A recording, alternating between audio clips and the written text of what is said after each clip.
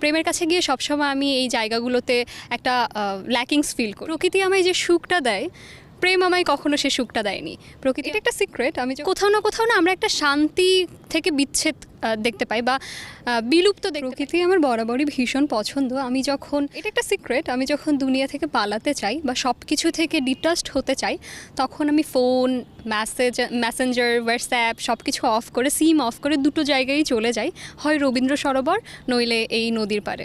তো প্রকৃতি আমায় যে সুখটা দেয়, প্রেম আমায় কখনো সে সুখটা দেয়নি। প্রকৃতি আমায় আনন্দ দেয়, উচ্ছ্বাস দেয়, উজ্জীবতা দেয়। প্রেমের কাছে গিয়ে সবসময় আমি এই জায়গাগুলোতে একটা ল্যাকিংস ফিল করি। তো যখনই আমি দুনিয়া থেকে পালাতে চাই, আমি এই ধরনের কোনো জায়গায় চলে আসি, হয় রবীন্দ্র সরোবর নইলে নদীর পাড়। এই ধরনের জায়গায় স্বস্তি আছে, শান্তি আছে, নিজেকে নিজে চেনার একটা অনুভূতি আছে।